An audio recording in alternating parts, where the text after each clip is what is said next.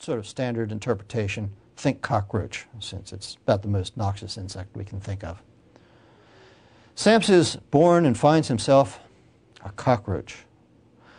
In fact, before that, he was a very bourgeois, I think we could say, little man. He had his job, he had his family, he dutifully went to the job every day, he dutifully supported his family. And suddenly he wakes up and he's completely different. It's a horror story. I've never seen it adequately filmed. I don't know how you would film such a story.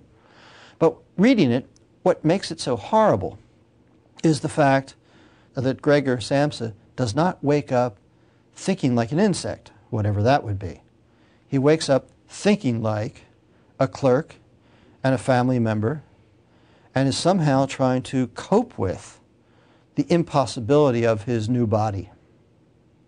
There's a sense in which existentialism takes us through such metamorphoses all the time, at least in the thought experiments that it presents to us. And the idea is that we find ourselves sometimes in very strange, even absurd situations, and in those absurd, strange situations, we have to figure out who we are and what we're supposed to do.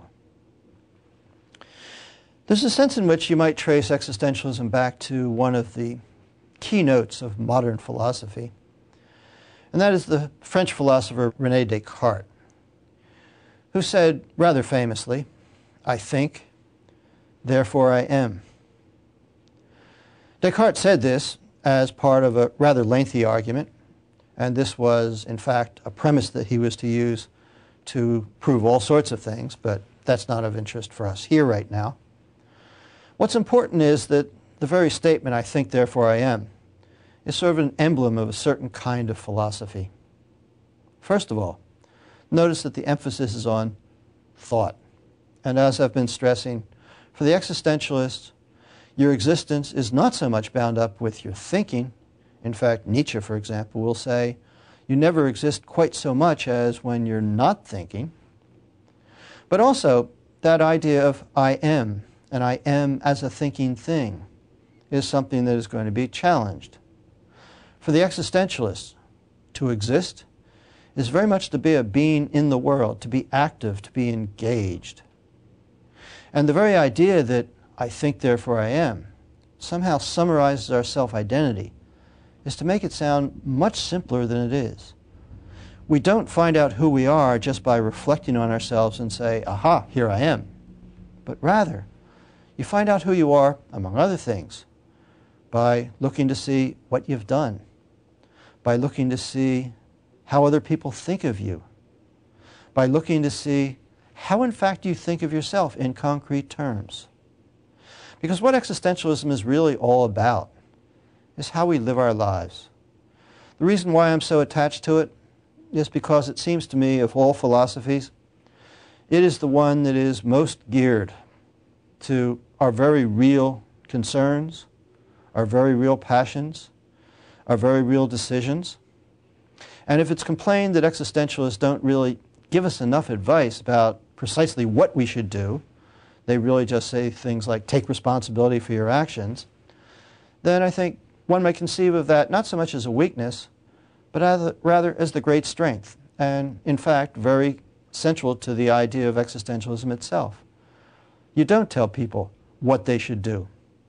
What's central to all these figures is what you should do, how do you live, is up to you. It's up to you to make the choice. It's up to you to gear up the passions, to commit yourself to the choice. And in someone like Nietzsche, it's up to you to discover in yourself who it is you really are, what your real talents and abilities are, the sorts of things that you love, and then commit yourself to those.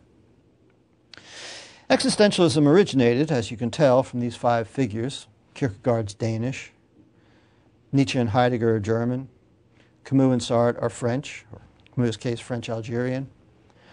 But I would argue that existentialism really has its greatest impact and its greatest power in contemporary America.